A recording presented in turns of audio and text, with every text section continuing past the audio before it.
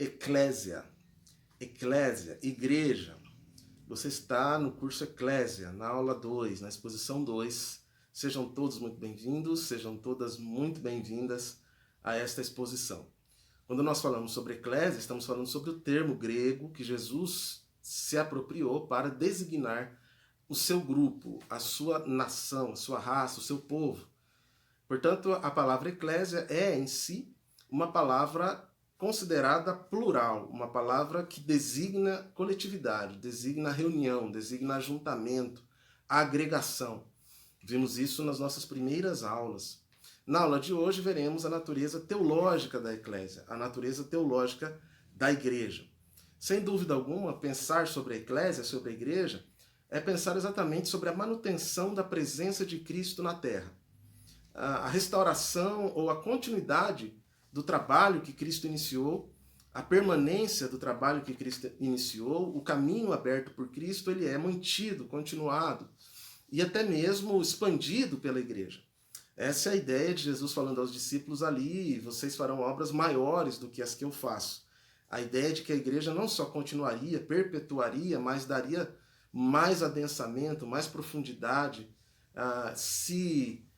mais alcance para o próprio trabalho de Cristo. Aquilo que Cristo iniciou seria de fato expandido, seria a expansão do trabalho de Cristo. E essa permanência entre os homens de Cristo através da igreja se dá pela presença invisível do Espírito. Então o Espírito Santo, ele é a própria presença de Cristo de forma invisível. Sem Cristo nós temos a ideia da encarnação, o propósito encarnacional, a ideia de que Deus está presente. Na igreja é essa mesma ideia. Cristo está presente na igreja pela presença do Espírito, essa presença invisível, essa presença mística do Espírito é que dá sentido a esta missão da igreja. Agora, quando tratamos desta natureza teológica da igreja, como falamos, portanto, Deus tem uma natureza para a igreja, e esta natureza se chama Evangelho. Portanto, tudo que a igreja é, tudo que ela se propõe a fazer, ou mesmo a ser, está resumido nesta palavra Evangelho. E em todas as suas ações cristãs, a igreja deverá ter embutida a ideia do Evangelho. Portanto, tudo que a igreja faz leva ao mundo, expande ao mundo a noção do Evangelho. E o que é o Evangelho? Esta é a grande e importante discussão a respeito da natureza da igreja. Se a natureza da igreja é o Evangelho, qual é a natureza do Evangelho? A natureza do Evangelho, sem dúvida, é resgatar a natureza, a Deus novamente.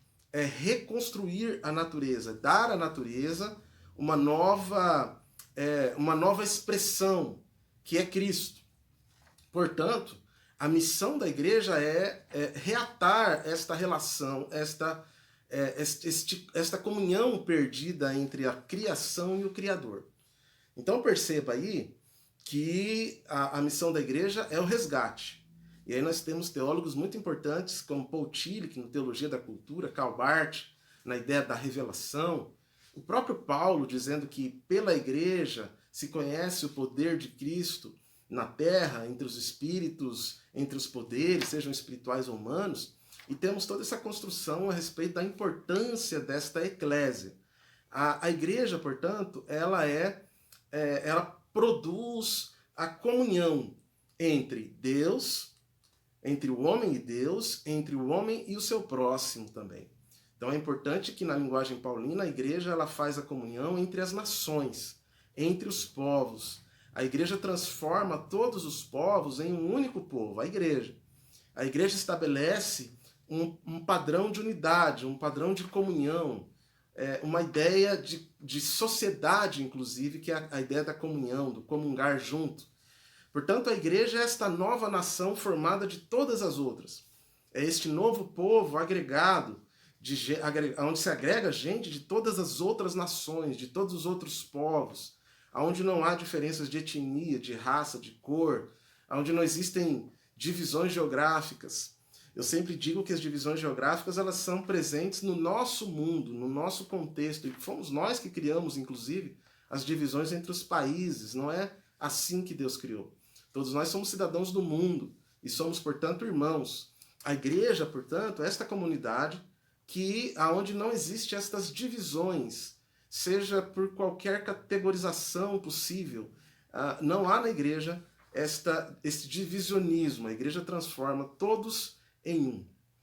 E a segunda ideia da natureza do evangelho, primeiro está a natureza da unidade, de transformar todos em um só e unir todos a Deus. A segunda ideia da igreja é a ideia da ação.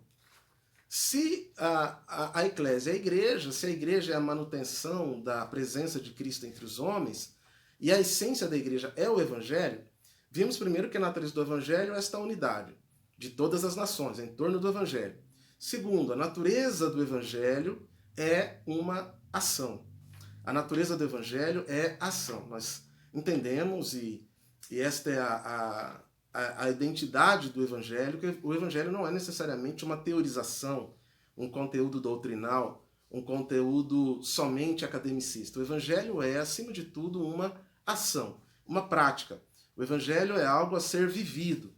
Assim que entendemos aquela ideia dos martírios, assim que entendemos a ideia da testemunha, ali de Atos 1:8, e ser-me-eis testemunhas em todo o mundo, Samaria, Jerusalém, Judéia, em todas as nações. Portanto, esta é a identidade de cada discípulo, uma testemunha. E a palavra testemunha ali diz respeito não a pessoas que tinham uma compreensão exata, mas aquelas pessoas que, na ação, atuavam no mundo como Cristo. Então esta é a noção do Evangelho. O Evangelho, longe de ser uma teoria, longe de ser algo a ser simplesmente confessado, o Evangelho é uma ação concreta que demonstra a própria presença de Cristo entre os homens pela presença mística do Espírito na igreja. Portanto, na aula de hoje, nós falamos a respeito da natureza teológica da igreja. A natureza teológica da igreja é o próprio Evangelho, e o Evangelho traz essas duas conotações. Primeiro, ele traz unidade entre todas as nações, todos os povos, e ele unifica não só o homem com o homem, mas o homem com Deus, o homem consigo mesmo e o homem com a criação. Portanto, a missão da igreja é resgatar a criação caída. A segunda ideia que tratamos hoje é que o Evangelho é uma ação. O Evangelho é em si uma prática. O Evangelho é uma forma de ser. O cristianismo, portanto, é uma nova comunidade, é uma nova proposta de sociedade. Bons estudos aí para você e até a próxima aula do nosso curso Eclésia.